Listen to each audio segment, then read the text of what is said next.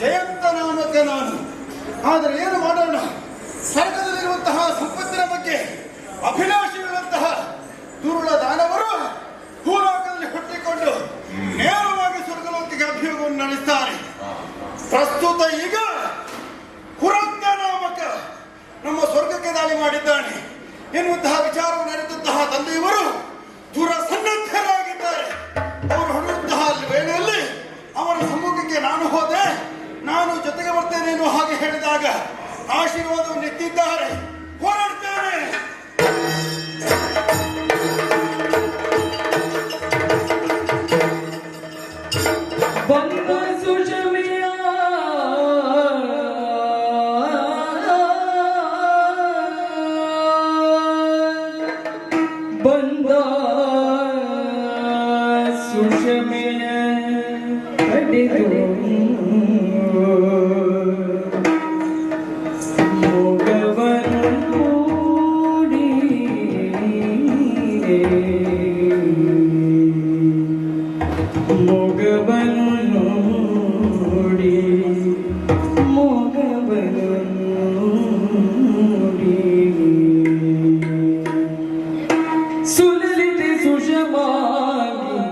ಬೆಡಗಿನ ರಾಣಿ ಸುಲಲಿತೆ ಸುಷಮಾಗಿ ಸುಷಮಾಗಿ ಬೆಡಗಿನ ರಾಣಿ ಬೆಡಗಿನ ರಾಣಿ ಬೆಡಗಿನ ರಾಣಿ ಬೆಡಗಿನ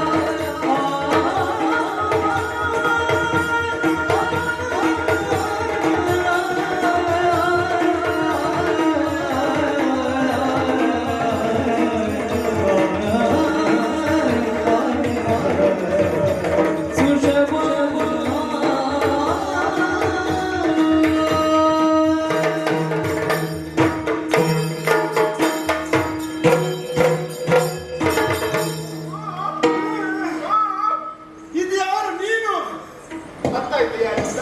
ಸುಷ್ಮೆ. ನನ್ನ ಹೆಸರು ಹಾಗಲ್ಲ. ಮತ್ತೆ ನೀವೇನು ಸುಷ್ಮೆ ಸುಷ್ಮೆ ಅಂತ ಕರೆಯೋದು? ಸುಷಮಾ. ನಿನ್ನ ಹೆಸರು ಸುಷಮಾ ಎನ್ನುವುದಾಗಿ ನನಗೂ ಗೊತ್ತಿದೆ. ಮತ್ಯಾಕೆ ಕರೆಯೋದು? ಆ ರೀತಿಯಾಗಿ ಗಿಡ್ಡವಾಗಿ ಕರೆಯುವುದಕ್ಕೆ ಕಾರಣ ಏನು? ನಮಗೆ ಅತಿಯಾದಂತಹ ಪ್ರೀತಿ ಸಲುಗೆ ಯಾರಲ್ಲಿ ಉಂಟೋ ಅವ್ರನ್ನು ನಾವು ಸಂಬೋಧಿಸುವಂತಹ ಸಂದರ್ಭದಲ್ಲಿ ಉದ್ದ ಇದ್ದಂತಹ ಹೆಸರು ಅದು ಗಿಡ್ಡವಾಗಿ ಪರಿಣಮಿಸ್ತದೆ. ಕೆಲವರ ಹೆಸರು ಚಂದ್ರಶೇಖರ ಅಂತ ಇರ್ತದೆ. ಹೌದು. ಕರೆಯುವುದು ಹೇಗೆ? ಹೇಗೆ? ಏ ಚಂದ್ರ, ಚಂದ್ರ. ಕೆಲವರ ಹೆಸರು ರಕ್ಷಿತ್ ಎನ್ನುವ ಹಾಗೆ ಇರ್ತದೆ. ಕರೆಯುವುದು ಹೇಗೆ? ರಕ್ಕು ರಕ್ಕು. ಅದು ಬೇಡ, ದೇವರ ಹೆಸರು ಇರ್ತದೆ. ಸತೀಶ. ಹೌದು. ಪ್ರೀತಿಯಿಂದ ಕರೆಯುವುದು ಹೇಗೆ? ಸಚ್ಚು, ಸಚ್ಚು. ಅದಷ್ಟು ಪ್ರೀತಿ ಸಲುಗೆ ಅಂತ. ಹೌದು, ಅದು ಆ ಪ್ರೀತಿಯೇ ಕಾರಣವಾಗಿರ್ತದೆ. ಹಾಗಾಗಿ ಅತಿಯಾದಂತಹ ಪ್ರೀತಿ ನಿನ್ನಲ್ಲಿರುವ ಕಾರಣದಿಂದಲೇ ಈ ರೀತಿಯಾಗಿ ನಾನು ಸಂಬೋಧಿಸಿದೆ. ಆದ್ರೆ ವಿಚಿತ್ರ ಆಯ್ತು ನನಗೆ. ನಾನು ಹೊರಡುವಂತಹ ಸಿದ್ಧತೆಯಲ್ಲಿದೆ. ಆ ಸಂದರ್ಭದಲ್ಲಿ ಸರಸಿಜ ಮುಖಿ ನೀನು, ನಳಿನಾಕ್ಷಿ ನೀನು ನನ್ನ ಸಮ್ಮುಖಕ್ಕೆ ಬಂದಿದ್ಯಾ. ಕಾರಣವೇನು ಗೊತ್ತಾಗ್ಲಿಲ್ಲ. ಎಲ್ಲಿಗೆ? ಆಯ್ತಲ್ಲ, ಯಾರಾದ್ರೂ ಒಳ್ಳೆಯ ಕೆಲಸಕ್ಕೆ ಹೊರಡುವಂತಹ ಸಂದರ್ಭ ಎಲ್ಲಿಗೆ ಅಂತ ಕೇಳುವುದ? ಯಾಕೆ ಕೇಳಬಾರ್ದ? ಅದು ಅಪಶಕುನ ಆಗ್ತದೆ, ಹೋದ ಕಾರ್ಯ ಆಗುವುದಿಲ್ಲ ಅನ್ನೋದು ಲೆಕ್ಕ. ಸ್ವಾಮಿ, ಈ ಅಪಶಕುನ ಮಾಡಿ ಹಾಕಿದ್ದು ಯಾಕೆ ಹೇಳಿ? ಯಾಕೆ? ನಾನು ಹೇಳಿದ್ದೇನೆ. ಸತ್ಯಸಂಧನೋರ್ವ ಗುಪ್ತ ಕಾರ್ಯಕ್ಕಾಗಿ ಹೊರಟಿರ್ತಾನೆ. ಆಗ ಅವನ ಆಪ್ತ ಮಿತ್ರ ಬಂದು ಕೇಳುತ್ತಾರೆ, ನೀನು ಹೊರಟದ್ದು ಎಲ್ಲಿಗೆ ಅಂತ. ಒಂದು ವೇಳೆ ಹೇಳಿದ್ರೆ ಗುಪ್ತ ಕೆಲಸ ಎನ್ನುವುದು ಕೆಟ್ಟು ಹೋಗುತ್ತದೆ. ಹೇಳದೆ ಹೋದ್ರೆ ಮಿತ್ರನಿಗೆ ಮೋಸ ಮಾಡಿದ ಹಾಗಾಗ್ತದೆ. ಹೌದು. ಹಾಗಾಗಿ ಎಲ್ಲಿಗಾದ್ರೂ ಹೋಗುವಾಗ ಎಲ್ಲಿಗೆ ದೂರ ಅಂತ ಕೇಳಬೇಕು, ಇಲ್ಲಿಗೆ ಅಂತ ಕೇಳಬಾರ್ದು ಅಂತ ಮಾಡಿ ಹಾಕಿ. ನಾನು ಹೇಳುವುದು ಯಾಕೆ? ಯಾಕೆ? ನಾವು ಒಳ್ಳೆಯ ಕಾರ್ಯಕ್ಕೆ ಹೊರಡುವಂತಹ ಸಂದರ್ಭ ಬೆಕ್ಕು ಅಡ್ಡ ಬಂತು ಅಂತ ಆದ್ರೆ ಅದು ಅಪಶಕುನವಾಗ್ತದೆ. ಮನೆ ಬೇಕು ಅಂದ್ರೆ ಅಪಶಕುನ ಆಗುತ್ತದ? ಮನೆ ಬೇಕಾದ್ರೂ ಜಾತಿಯಲ್ಲಿ ಬೆಕ್ಕೆ ಅಲ್ವಾ? ಅದು ಯಾವ ಕಾರಣಕ್ಕೆ ಇರುವುದಲ್ವಾ? ಹಾಗೆಂದ ನೀನು ಮನೆಯ ಬೆಕ್ಕು ಹೌದು, ಮನದ ಬೇಕು ಹೌದು. ಹೇಳಲೇಬೇಕು ನೀವು. ನೀನು ಕೇಳುವಾಗ ನನಗೆ ಹೇಳಲೇಬೇಕು ಅನಿಸ್ತಾ ಇದೆ. ಹೇಗೆ? ಕೆಲವೊಂದು ವಿಚಾರಗಳನ್ನು ಮಾತ್ರ ಮನೆಯಿಂದ ಹೊರಗೆ ಹೋಗುವಂತಹ ಗಂಡನೊಬ್ಬ ಹೆಂಡತಿಯಲ್ಲಿ ಹೇಳಲೇಬಾರದು. ಹೇಳಿದ್ರೆ ತೊಂದರೆ ಆಗ್ತದೆ. ಯಾಕಂದ್ರೆ ಗುಪ್ತವಾದಂತಹ ಕಾರ್ಯಕ್ಕೆ ಹೊರಡುವಂತಹ ಸಂದರ್ಭ ಎಲ್ಲಿಯಾದ್ರೂ ಹೆಂಡತಿ ಬಂದು ನಾನು ಬರ್ತೇನೆ ಎನ್ನುವ ಹಾಗೆ ಹೇಳಿದ್ರೆ ಅವಳನ್ನು ಕರ್ಕೊಂಡು ಹೋಗುವುದಕ್ಕಾಗ್ತದ? ಮತ್ತೊಂದು ಹೇಳಬೇಕೇನು? ಎಲ್ಲಾ ಹೆಣ್ಣು ಮಕ್ಕಳು ಬಯಸುದು ಅದನ್ನೇ. ಯಾವುದೇ ಗಂಡನಾದ್ರೂ ಕೂಡ ಮನೆ ಬಿಟ್ಟು ಹೊರಗಡೆ ಹೋಗುವಾಗ ಒಂದು ಮಾತು ಹೆಂಡತಿಯಲ್ಲಿ ಹೇಳಿ ಹೋಗಬೇಕು. ಬೇರೆ ಯಾರೆಲ್ಲಾದ್ರೂ ಹೇಳಿ ಆಮೇಲೆ ಹೆಂಡತಿಗೆ ಗೊತ್ತಾದ್ರೆ ಪರಿಣಾಮ. ನನ್ನ ಗುಣ ಏನು ಅಂತ ನಿನಗೆ ಗೊತ್ತಿಲ್ಲ. ಹಾಗಲ್ಲ, ನಿನ್ನನ್ನು ಹೇಳುವುದಕ್ಕೆ ನಾನು ಮರೆತು ಬಿಟ್ಟೆ. ಅವಸರ ತೀರ್ಮಾನವನ್ನು ಕೈಗೊಂಡಿದ್ದೇನೆ. ಈಗಾಗಲೇ ನನ್ನ ತಂದೆಯವರು ದುಷ್ಟ ರಾಕ್ಷಸರನ್ನು ವಧಿಸುವುದಕ್ಕಾಗಿ ಹೊರಟು ಹೋಗ್ತಾ ಇದ್ದಾರೆ. ಅವರ ಜೊತೆಯಾಗಿಯೇ ನಾನು ಹೊರಟವ. ನೀನು ಮತ್ತೆ ಬಂದು ಸತ್ಯ ತಡೆದೆ ನನ್ನನ್ನು. ಹಾಗೆಂತ ಹೊರಟದೆಲ್ಲಿಗೆ ಗೊತ್ತಾ? ಇಲ್ಲಿಗೆ. ಪುರಂಗದಾನವ ಭೂಲೋಕದಲ್ಲಿ ಮನೆ ಮಾಡಿದ್ದಾನೆ. ಆ ಭೂಲೋಕದಲ್ಲಿರುವಂತಹ ದುಷ್ಟ ದಾನವನ್ನು ಕೊಲ್ಲುವುದಕ್ಕಾಗಿ ಭೂಲೋಕಕ್ಕೆ ಇಳಿತಾ ಇದ್ದಾನೆ. ಎಲ್ಲಿಗೆ? ಭೂಲೋಕಕ್ಕೆ. ಭೂಲೋಕಕ್ಕೆ ಇಳಿಯುವೆಯ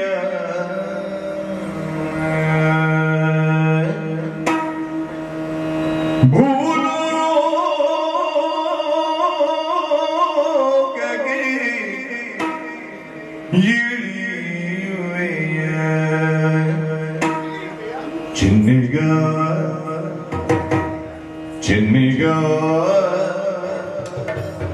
ಎನ್ನ ಕೈಯ ಚಿನ್ನಿಗ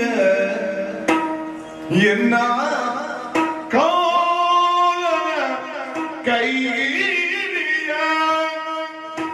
ಭೂಲೋಕೆ ಗಿಳಿಯುವೆಯ ಇಳಿಯುವೆಯ ಭೂಲೋಕಕ್ಕೆ ಇಳಿಯುವೆಯ ಇಳಿಯುವೆಯ ಇಳಿಯುವೆಯ ಆ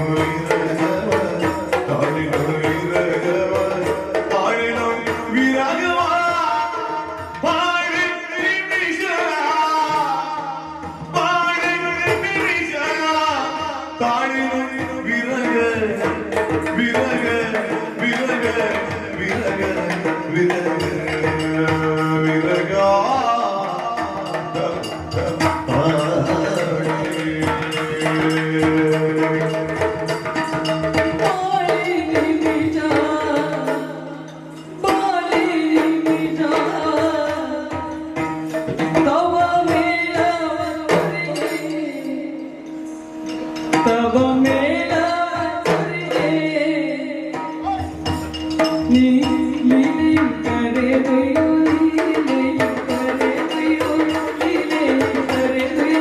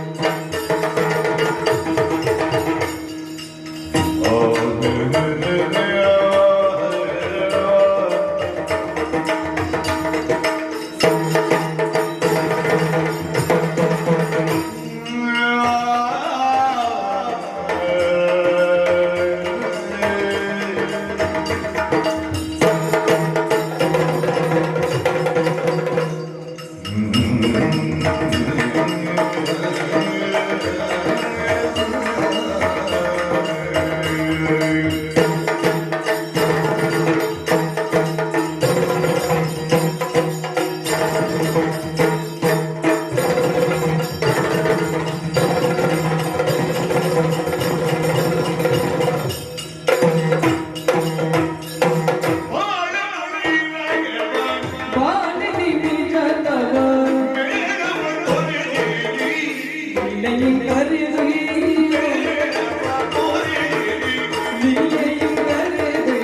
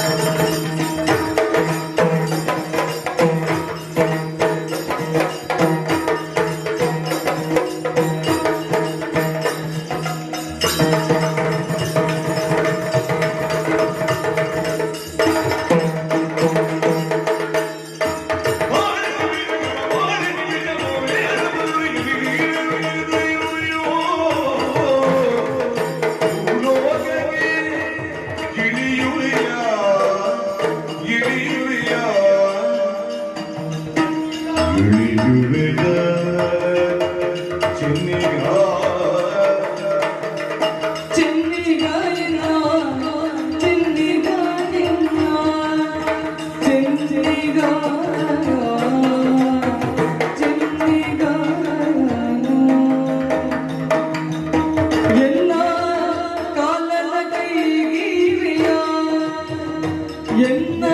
ಕಾಲನ ಕೈಗೆ